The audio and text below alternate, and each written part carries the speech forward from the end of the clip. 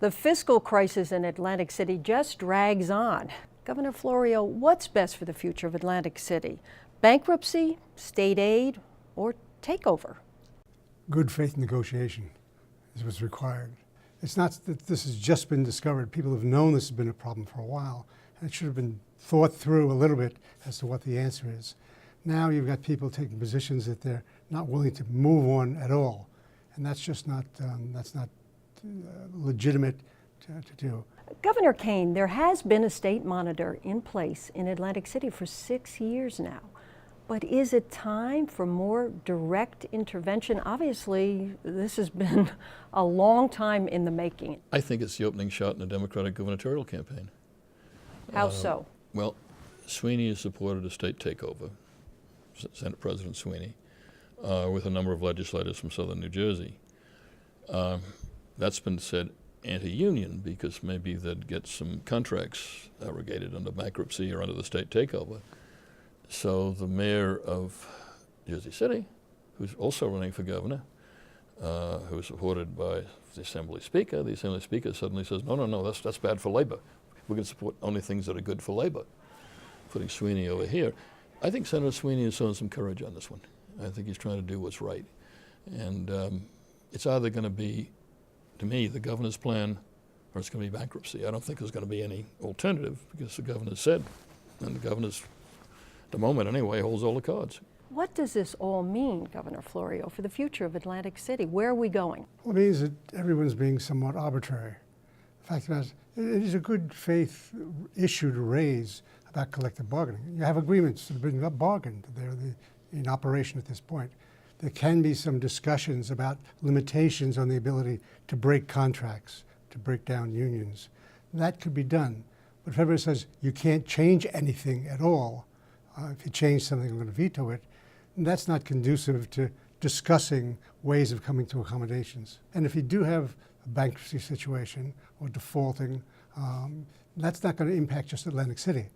That's going to impact the whole state and all the municipalities in the state. How so? How does that occur? Even the discussion of bankruptcy impacts other financially struggling municipalities. Well, is that correct? What will happen is that the state is effectively saying, you're on your own, you're going over. So that means that credit people look at the state and say, well, if the state's not willing to be of assistance to the communities there, that means the bonds in all the communities are at risk. And that has a catastrophic impact. Now the Assembly Speaker is sponsoring legislation calling for a special master to come into the city to monitor finances and set deadlines, set targets, and keep track of those. The governor says that this is just a way to encourage the unions. Meanwhile, the mayor of Atlantic City says, well, it's democracy over dictatorship. Where is this all going, Governor Kean? Nowhere.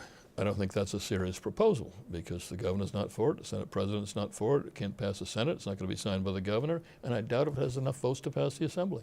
First of all, I was Assembly Speaker. I think a speaker who says, I'm not going to post a bill when it possibly has the votes, I think that's wrong. If it has the votes, you ought to put it up. Secondly, there are two alternatives. You either go with the governor and Sweeney, or you have bankruptcy. And Jim's right, because the rating agencies, even though Atlantic City is a peculiar place and different from all the other municipalities because of all the history, they'll still use it to say, all right, maybe we'll downgrade some other municipalities. So it is important for the state. But I think that's the alternative. It's either going to be bankruptcy or it's going to be the Sweeney plan with the governor. What does this all mean? Atlantic City at one point, and I remember having a consultant come talk to us, said Atlantic City could sustain at most 9 casinos. That's 20 years ago, before competition. They got up to 12 casinos.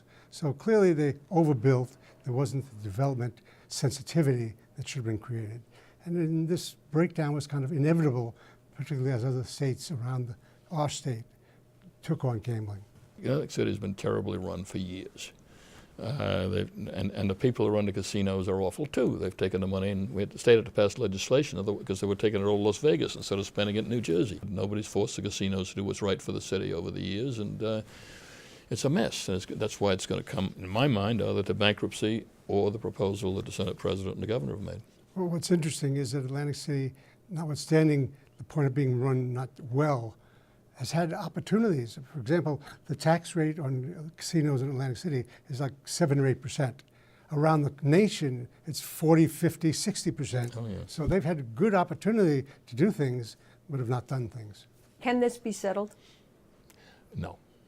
I mean, it's not going to be settled. It's going to, to me, they're either going to go with the Senate plan The or. facts are going to settle it. Yeah. I mean, whatever takes place, Yeah. bankruptcy or inertia. Yeah. Governor Florio, Governor Kean, thank you very much for sharing your views. Thank you, Kent.